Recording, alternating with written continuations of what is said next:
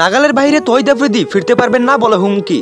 ওমরান ফায়ারের হুমকির কবলে রয়েছেন জনপ্রিয় ইউটিউবার তহিদ আফ্রিদি। গেল বৈষম্য বিরোধী ছাত্র আন্দোলনের পরপরই তহিদ আফ্রিদি দেশে নেই বলে জানা গেছে অনেকের কাছ থেকে। তবে মনে হয় না কখনোই ফিরতে পারবেন এই জনপ্রিয় ইউটিউবার তহিদ আফ্রিদি। বাংলাদেশের প্রাণ নক্ষত্র ছিলেন নাম্বার 1 ইউটিউবার। অনেকে তাকে ভালোবাসতেন মন্ডল থেকে, তবে মন্ডল থেকে উঠে যেতেও বেশি সময় নাকি না তাও প্রমাণ করে দিয়েছেন তহিদ আফ্রিদির প্রত্যেকটি অডিয়েন্স। ওমরান ফায়ারের হুমকির শিকার জনপ্রিয় ইউটিউবার এই তহিদ আফ্রিদি। ওমরান ফায়ারের হুমকির তৃণমূল থেকে কখনোই বাঁচতে পারবেন না জনপ্রিয় ইউটিউবার অথবা ভ্লগার তহিদ আফ্রিদি। গেল বৈষম্য বিরোধী ছাত্র আন্দোলনের মূল মাথা ছিল এই তহিদ আফ্রিদি। ছাত্রলীগের নেতা ছিল এই তহিদ আফ্রিদি। একের পর এক স্টুডেন্টদের নির্যাতনের শিকার করতেন এই জনপ্রিয় কন্টেন্ট ক্রিয়েটর তহিদ আফ্রিদি। তাই তো এবার হুমকির তৃণমূল থেকে কখনোই বাঁচতে পারবেন না জনপ্রিয় ভ্লগার তহিদ আফ্রিদি। ওমরান ফায়ার হুমকি দিয়েছেন তিনি কখনোই ফিরতে পারবেন না দেশে, কেননা তিনি একের পর এক এই দেশের মানুষকে যা নির্যাতনের শিকার করেছেন তা ভোলার নয়। তাই তো ওমরান ফায়ার ক্ষেপে যেন আগুন। ওমরান ফায়ার বলেছেন জনপ্রিয় কন্টেন্ট ক্রিয়েটর নন, তিনি হচ্ছেন ছাত্রলীগের মূল মাথা। তাই তো তিনি একের পর এক এই বাংলার মানুষকে তিনি নির্যাতন করেছেন।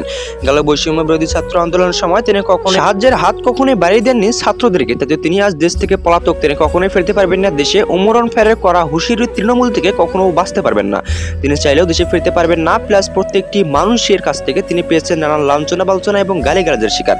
যারা তাকে ভালোবাসতো তারা মোটেও তাকে আর ভালোবাসেন না বলে জানা গেছে ওমরান ফায়ারের প্রত্যেকটি অডিয়েন্সের কাছ থেকে। তবে কিন্তু অপরপক্ষে তহিদ আফ্রিদির এরকমটাই মন্তব্য যে তিনি দেশে ফিরবেন, দেশের মানুষ তিনি দেশে ফিরবেন তাকে কখনো চাইলেও আটকাতে পারবেন না বলে মন্তব্য করেছেন তার হাজারো অডিয়েন্স। তবে তার হাজারো অডিয়েন্সের একটাই মন্তব্য, তহিদ আফ্রিদিকে দেশে ফিরিয়ে আনার একটাই লক্ষ্য। তহিদ আফ্রিদির যা কঠিন ন্যায্য শাস্তি তা তারা দিতে চান অতি তাড়াতাড়ি। তবে কিন্তু অপরপক্ষে তহিদ আফ্রিদি এরকমটাই মন্তব্য করেছেন তাকে শাস্তি দেওয়া অতটাও সহজ নয়, কেননা তিনি আজ নেই, তবে একদিন দেশে ফিরবেন। প্রত্যেকটি মানুষের প্রত্যেকটি কথারই তিনি পাল্টা জবাব দিবেন। তবে কিন্তু কিছু অডিয়েন্স এরকমটাই মন্তব্য করেছেন তহিদ আফ্রিদির প্রতিদান কখনোই ভোলার নয়, কেননা তহিদ আফ্রিদি শুধু মানুষ দেখানো মানুষকে সাহায্য সহযোগিতা করতেন, তিনি আসলে ছিলেন একজন নিমুখ হারাম। শুধু নিমুখ হারামই ছিলেন না, তিনি সঙ্গে মানুষ দেখানো মানুষকে সেবা করতেন। তার তলে তলে তিনি প্রত্যেকটি মানুষকে অপমান এবং প্রত্যেকটি মানুষের কাছ থেকে পাওয়া ভালোবাসা তিনি বিলিয়ে দিতেন অন্য মানুষদেরকে। তিনি হাউন আঙ্কেলের সাহায্য সহযোগিতায় দেশের মেলা লুটপাট করেছেন বলে জানা গেছে প্রত্যেকটি ওমরান ফায়ারের অডিয়েন্সের কাছ থেকে। তবে কিন্তু অপরপক্ষে তহিদ আফ্রিদির চক্ষু আড়ালে এবং ধরা ছোঁয়ার বাইরে যা কিছু করেছেন সব কিন্তু প্রমাণিত আজ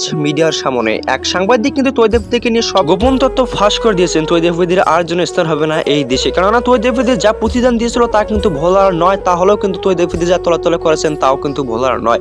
এর একদিন ফল তহিদ আফ্রিদিকে পেতেই হবে। তাই তো দেশের মানুষ চাচ্ছেন তহিদ আফ্রিদি যেন কখনোই দেশে না ফিরে।